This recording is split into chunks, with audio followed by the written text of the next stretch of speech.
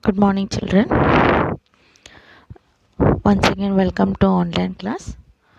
So you all know that I have started with the lesson friction physics.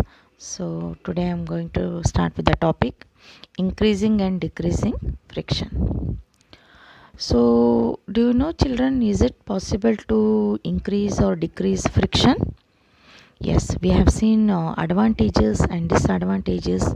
That means in some cases we need more friction and in some cases we need less friction.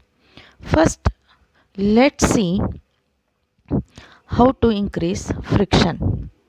Okay, in the part of the increasing, first we'll see the increasing of friction. Okay, where we need more friction and in which cases we need more friction.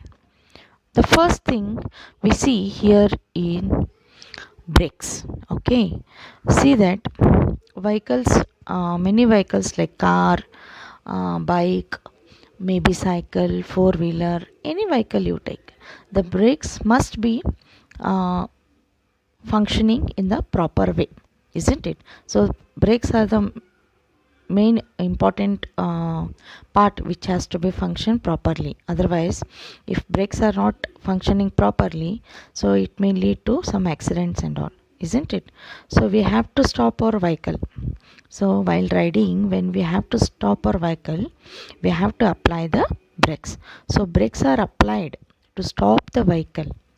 Brakes are very important and good grip is also very important, isn't it? So you see here, to stop the vehicles at 2 points, friction is very important. First one, between the tire and the road. 2 points I told you. First point is between the tire and the road, means friction should be good between the tires and the road. Second, between wheel rim and a brake pad. Okay, most of the children, you have seen the wheel of the vehicles. I think you have seen, isn't it, children? Yes, children. So you have seen the vehicles. Okay. The outer covering of the wheel is called rim. And above the rim will be having tire. The tire is not smooth. The tire is not smooth. The tire is having so many irregularities called threading. What is threading? The design on the tire is called as threading. Okay, so now below the rim you will be having brake pads. Below the rim you will be having brake pads. The brake is applied. These brake pads will go up and come in contact with the rim due to the friction. Because of the friction, they will come in contact with the rim. The brakes are made up of rubberized materials. These rubberized materials will have more friction. So it will come in contact with rim so that the rotation of the wheel is stopped. When you stop the vehicle, the friction becomes more between the tire and the road and the bicycle will stop. Suppose if your brake pads are torn out, suppose your brake pads are become old, they are torn out, means they have become very soft without irregularities. Even though if you apply brake, the rim will be moving, but your vehicle will not stop. It may skid. It may skid. But your tire threadings, if your tire becomes old, even the threading becomes old. Then what happens? If you apply the brake also, wheel will stop rotating, but vehicle will not stop. It skids on the road. It skids on the road. Okay, if you are riding vehicle with worn out tires, if you apply the brakes also, suddenly the vehicle will skid.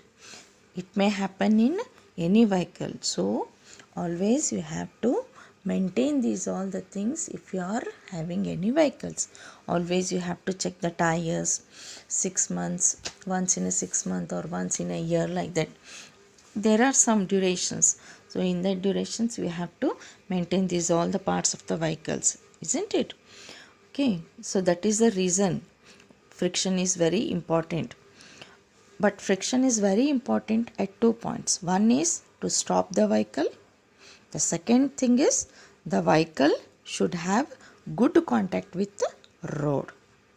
If it is so, then you can safely stop the vehicle. If the tires are in good condition, then the vehicle will run correctly, or when you apply the brake also, it will stop without any harming accidents, isn't it? So sometimes in certain games also, okay, you might have seen the players applying some powder, children, for their hands, for the to have the good grip. In gymnastics, I think you have seen in gymnastics. In gymnastics, the performers, when they're performing some activities and all, okay, they will hold many things in hands and jump from place to place, isn't it? So if it slips, the show gets spoils, and even they may fall on the ground and they may get hurt because of this, because of not having any good grip. For this purpose only, they'll apply some powder to get a good grip. So one more, children, you are familiar with the kabaddi also, you'll play kabaddi. So while playing kabaddi also, you'll apply some mud to your hands.